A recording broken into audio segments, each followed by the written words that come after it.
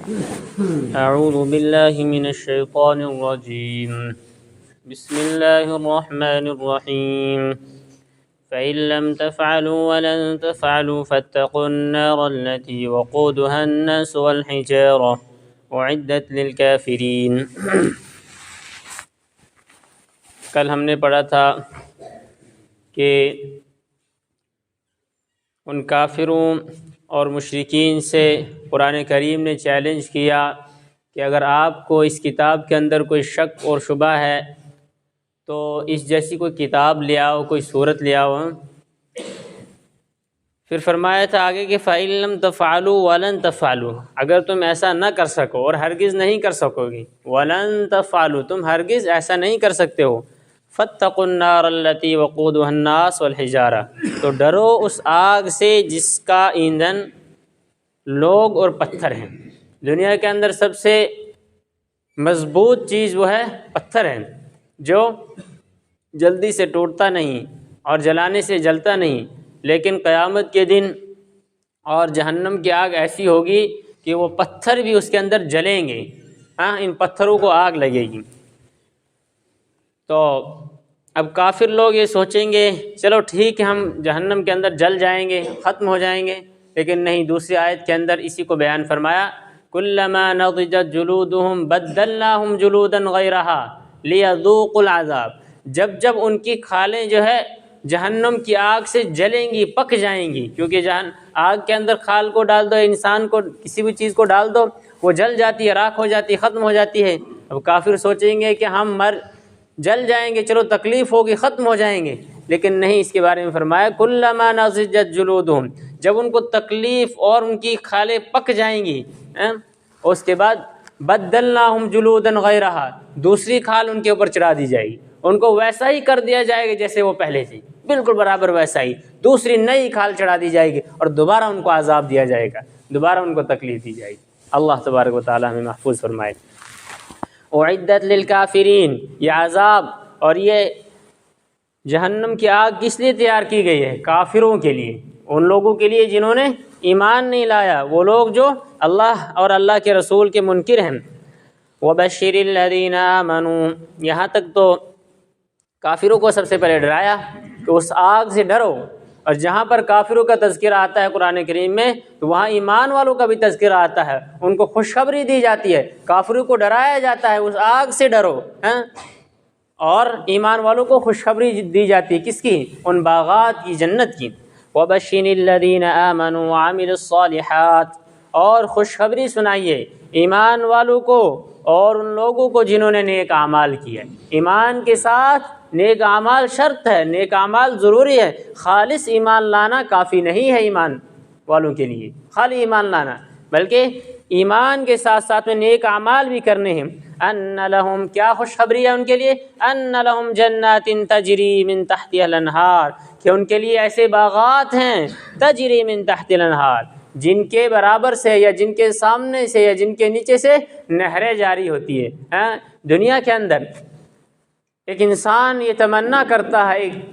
یہ انسان کی سوچ ہوتی ہے کہ ایک بہت بڑا محل ہو میرے لیے، اور اسی طریقے سے شیشے لگے ہوئے ہمارے محل کے اندر، اور اس محل کے پاس میں سے جو ہے اور محل کے اندر سے جو ایک نہر جاری ہو، پانی کا چشمہ جاری ہو اور پانی چلتا ہوا دکھے، پھول پھلواریاں ہوں، اس طریقے کا محل اللہ تبارک و تعالی ہمیں قیامت میں عطا کریں گے۔ دنیا کے اندر انسان کی تمنا ہے اور دنیا کے اندر انسان چاہتا ہے، تو اسی لیے اللہ تبارک و تعالی نے فرما دیا کہ جنات تجری من تحت الانہار، ان کے لیے ایسے باغات ہوں گے جن کے نیچے نہریں جاری ہوں گی۔ یہ تو بس اللہ تبارک و تعالی نے چند چیزوں کا تذکرہ کیا ہے جنت کا، ورنہ اللہ نے ایسی جنت بنائی ہے، ایسی جنت بنائی ہے کہ ہمارے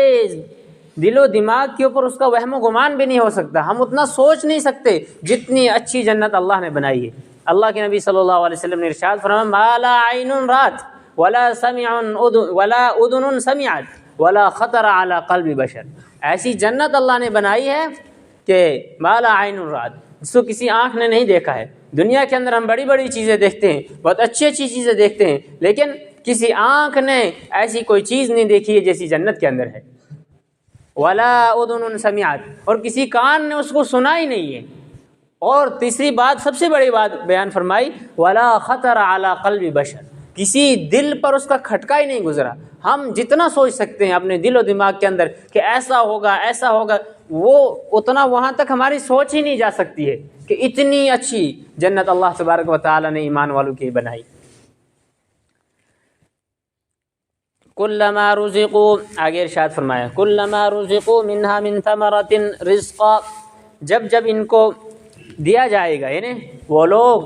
جو جنت میں جائیں گے، جب ان کو رزق دیا جائے گا جنت میں سے، من ثمرۃ رزقا، وہاں سے کچھ پھل دیا جائے گا کھانے کے لیے، قالوا هذا الذي رزقنا من قبل، تو یہ کہیں گے یہ تو وہی پھل ہے جو ہمیں اس سے پہلے دیا گیا تھا۔ اس کی دو تفسیر مفسرین نے کی ہے۔ ایک تو یہ کہ جنت کے اندر جو سیب دیا جائے گا وہ اسی طرح کا سیب ہوگا جیسا ہم دنیا کے اندر دیکھتے ہیں، اور جیسا دنیاوی سیب ہمارے سامنے ہے ایسا ہی سیب جنت کے اندر بھی دیا جائے گا۔ اور جب دیا جائے گا تو جنتی کہیں گے یہ تو وہی سیب ہے جو ہم پہلے کھاتے تھے، یعنی دنیا کے اندر ہم نے یہ سیب کھایا ہے، لیکن جب اس کو کھائیں گے، جب اس کو چکھیں گے تو اس کا ذائقہ کچھ الگ ہوگا، بالکل الگ ہوگا اس کا ذائقہ۔ اور دوسری تفسیر مفسرین نے بیان کی ہے کہ ایک دن جنتیوں کو ایک پھل دیا جائے گا،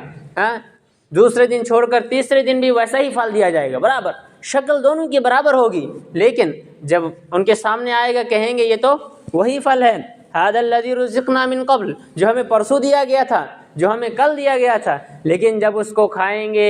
تو اس کا ذائقہ ہی الگ ہوگا۔ کیوں؟ اللہ تبارک و تعالیٰ نے جنت کے ایک ایک پھل کے اندر 70,000 ذائقے رکھے ہیں، کیونکہ انسان ہے، انسان کو ایک چیز کھانے سے تھکاوٹ ہوتی ہے، ایک ہی چیز انسان نہیں کھا سکتا ہے۔ جیسے کہ بنی اسرائیل کو من و سلوہ اللہ تبارک و تعالیٰ نے اتار کر دیا، اللہ تعالیٰ نے ان کے اوپر من و سلوہ اتارا، لیکن انہوں نے کہا لن نصبر علی طعام واحد، ہم ایک ہی کھانا نہیں کھا سکتے ہیں۔ فادع لنا ربک یخرج لنا مما تنبت الارض من بقلها وقثائها، ہمارے لیے ترکاری، ہمارے لیے جو ہے لہسن پیاز، ان چیزوں کی دعا کیجئے اللہ تبارک و تعالیٰ سے، اپنے نبی سے کہا کہ ان چیزوں کی دعا کیجئے کہ اللہ تعالیٰ ہمیں یہ چیزیں عطا فرمائے، ہم ایک کھانے پر صبر نہیں کر سکتے۔ اسی طریقے سے انسانوں کا یہ معاملہ ہے کہ وہ ایک کھانے پر اور ایک ہی چیز پر صبر نہیں کر پاتے ہیں، تو اللہ تبارک و تعالیٰ نے جنت کے اندر ایک ایک پھل کے اندر ایک ایک جو کھانا ہوگا اس میں 70,000 ذائقے رکھے ہوں گے، رنگ دیکھنے میں برابر ایک جیسا، لیکن کھانے میں ذائقہ بالکل الگ ہوگا۔ قالوا هذا الذي رزقنا من قبل، تو وہ کہیں گے یہ تو وہی پھل ہے جو ہمیں اس سے پہلے دیا گیا تھا، وَأُتُوا بِهِ متشابہ، اور حقیقت میں وہ اس کے متشابہ ہوگا، وہ ایک جیسا ہوگا۔ وَلَهُمْ فِيهَا أَزْوَاجٌ مُطَهَّرَةٌ، اب انسان کے پاس سب کچھ ہو دنیا کے اندر، یہ انسان کی فطرت ہے، سب کچھ ہو، انسان کے پاس دولت بھی ہو، گھر بھی ہو، ساری چیزیں ہوں، لیکن جب تک انسان کے پاس شریک حیات اور اس کی ساتھی اور اس کی ہمراہ یعنی اس کی اہلیہ نہیں ہوتی ہے تو تب تک انسان سکون محسوس نہیں کرتا ہے۔ ہم اپنے ہمراہ کو چاہتا ہے، اس کے ساتھ اس کی ہمشیرہ ہونی چاہیے، تب تک انسان کو سکون نہیں آتا ہے۔ اللہ تبارک و تعالی نے بھی ارشاد فرمایا وَلَهُمْ فِيهَا أَزْوَاجٌ مُطَهَّرَةٌ، اور ان کے لیے یعنی جنتیوں کے لیے اس میں ازواج مطہرۃ، نیک اور صالح اور پاک بیویاں ہوں گی۔ کیسی نیک بیویاں ہوں گی؟ اللہ اکبر، جنت کے اندر جو انسان کو حوریں ملیں گے، حدیث پاک کے اندر آتا ہے کہ ان کو اللہ تبارک و تعالی نے مشک و زعفران سے پیدا کیا، عنبر سے۔ یہ ہم تو خوشبو چھوٹی سی شیشی جیب میں رکھتے ہیں لگانے کے لیے تاکہ ہمارے جسم سے خوشبو پیدا ہو، لیکن جو جنت کے اندر حوریں ہوں گی، جو جنت میں حوریں عطا کی جائیں گی ایمان والوں کو، وہ تو ایسی ہوں گی کہ وہ خوشبو سے پیدا ہوئی ہوں گی۔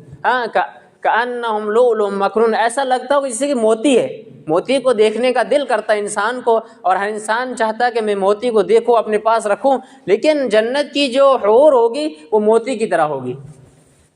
اور سب سے بڑی بات، جو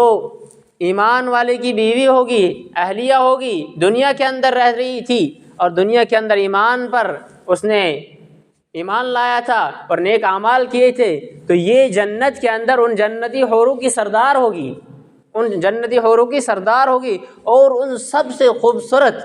اور ان سب سے اچھا لباس اور ان سب پر یہ فوقیت اس کو حاصل ہوگی۔ تو جنت کی جو حوریں ہیں، حدیث پاک کے اندر آتا ہے کہ جنت کی جو حوریں ہیں وہ اس سے پوچھیں گی آپ کو تو اللہ تبارک و تعالیٰ نے مٹی سے پیدا کیا ہے، پھر آپ سے اتنی خوشبو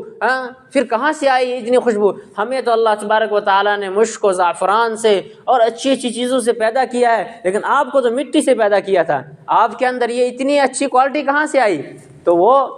جو دنیا کے اندر ایک انسان کی، ایمان والے کی بیوی اور اہلیہ تھی، وہ جواب دے گی لِصَلَاتِنَا وَصِيَامِنَا وَقِيَامِنَا، ہماری نماز پڑھنے کی وجہ سے، ہمارا روزہ رکھنے کی وجہ سے، ہماری عبادت اور ہمارا قرآن پڑھنے کی وجہ سے۔ کیوں ہم دنیا کے اندر قرآن پڑھا کرتے تھے، دنیا کے اندر نمازیں پڑھا کرتے تھے، دنیا کے اندر اللہ کی عبادت کیا کرتے تھے، جس کی وجہ سے اللہ تبارک و تعالیٰ نے ہمیں یہ مرتبہ اور مقام عطا فرمایا۔ اس لیے ہمیں اپنی زندگی کو بنانا ہے، اس زندگی کو سامنے رکھتے ہوئے زندگی گزارنی ہے تاکہ ہمیں وہاں کچھ اجر و ثواب ملے۔ اور آگے ارشاد فرمایا وَهُمْ فِيهَا خَالِدُونَ، سب سے بڑی بات، اور یہ سب کچھ جو ملے گا یہ ہمیشہ ہمیش کے لیے ملے گا۔ دنیا کے اندر جو بھی ہمارے پاس دولت ہے، مال ہے، جو کچھ بھی ہے، لیکن یہ سب کچھ فنا ہونے والا ہے، اس کا کوئی بھروسہ نہیں ہے۔ قارون نے کتنا بڑا خزانہ تھا ان کے پاس، لیکن حامان کے پاس کتنی بڑی دولت تھی، کتنی بڑی طاقت تھی، لیکن